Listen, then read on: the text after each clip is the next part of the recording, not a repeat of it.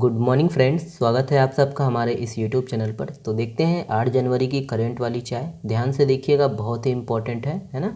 चलिए शुरुआत करते हैं। पहला प्रश्न देखिएगा, निम्नलिखित में से कहाँ 9वीं 10वीं शताब्दी के शिव मंदिर के अवशेष मिले हैं? ध्यान से देखिएगा, ऑप्शन है यहाँ पर और करेक्ट आंसर है ऑप्शन नंबर बी है सिरपुर। ध्यान रखना है दोस्तों, सिरपुर।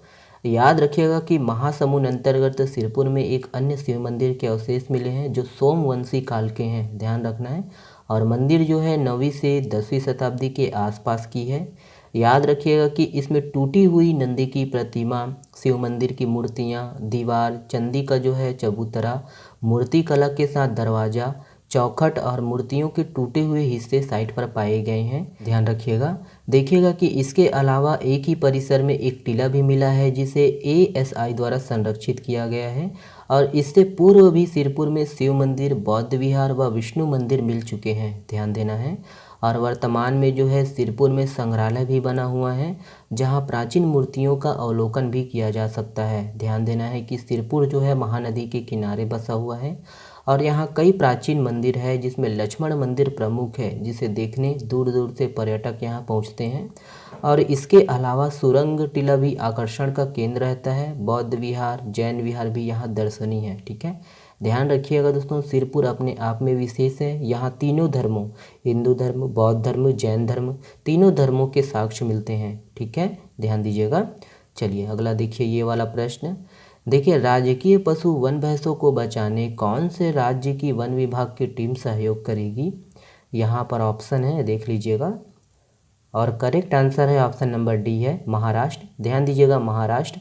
याद रखना है दोस्तों कि छत्तीसगढ़ में विलुप्ति की कगार पर पहुंच चुके राजकीय पशु वन भैंसों को छत्तीसगढ़ और महाराष्ट्र वन विभाग की जो है टीम मिलकर बचाएगी। याद रखना है।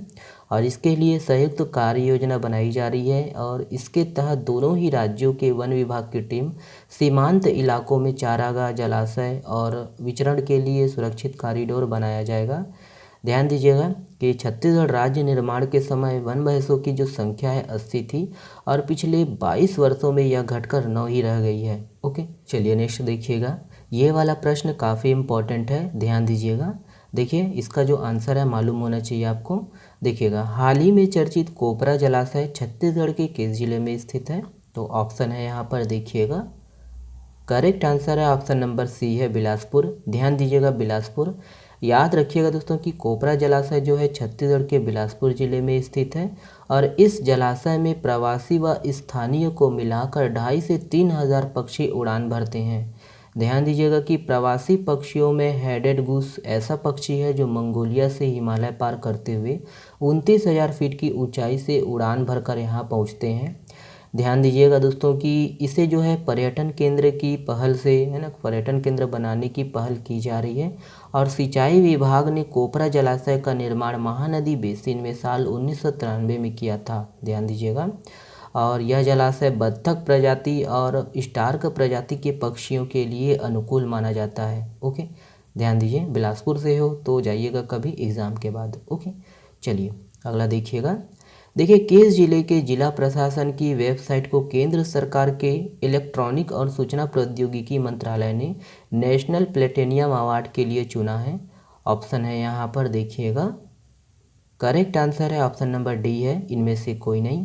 ध्यान दीजिएगा, है ना। तो ये बिलासपुर जिला को मिला है, याद रखिएगा। देखिए इसके संबंध में याद रखना है कि बिलासपुर जिला प्रशासन की वेबसाइट को केंद्र सरकार के इलेक्ट्रॉनिक और सूचना प्रौद्योगिकी मंत्रालय ने नेशनल प्लेटिनियम अवार्ड के लिए चुना है। ध्यान देना है। और राष्ट्रपति द्रौपदी मुर्मू जी ने नई दिल्ली के विज्ञान भवन में कलेक्टर सौरभ कुमार को अवार्ड देकर सम्मानित किया। ठीक है, इसके लिए ध्यान दीजिएगा। ध्यान दीजिएगा कि बिलासपुर जिला प्रशासन की वेबसाइट में ऐसा सॉफ्टवेयर का उपयोग किया गया है जिसमें दिव्यांगों के लिए भी विशेष सुविधा दी गई है और इसीलिए बिलासपुर जिला की वेबसाइट को यह अवार्ड मिला है। ध्यान देना है। ध्यान देना है दोस्तों कि यह अवार्ड अलग अलग कैटेगरी में प्रथम स्थान हासिल करने वाली सरकार के विभिन्न विभागों के शासकीय वेबसाइट्स को दिया जाता है। ध्यान देना है ये सब पॉइंट को। ठीक है, चलिए अगला प्रश्न देखिए, ये है। देखिए, ये वाला प्रश्न भी काफ़ी इम्पोर्टेंट है, इसको भी ध्यान रखना है। आज का जो करेंट अफेयर है सभी इम्पोर्टेंट है और लाइफ टाइम याद रखने योग्य है। ठीक है, ध्यान रखना है।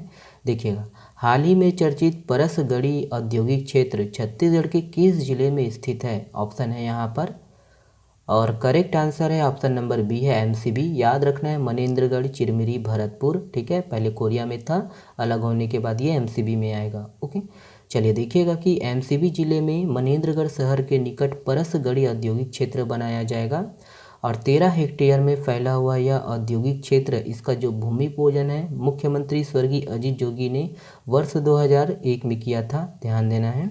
और Chhattisgarh state industrial corporation limited ने परसगढ़ी औद्योगिक पार्क में उद्योग लगाने 30 प्लाट तैयार करवाया है। ओके, मतलब यहाँ 30 उद्योग लगेगा, ध्यान देना है, ठीक है। किस जिले में है? तो आपका एमसीबी। ओके, चलिए देखिए आज के लिए बस इतना ही है और इस प्रश्न का जवाब आप लोग दीजिएगा कमेंट्स बॉक्स में।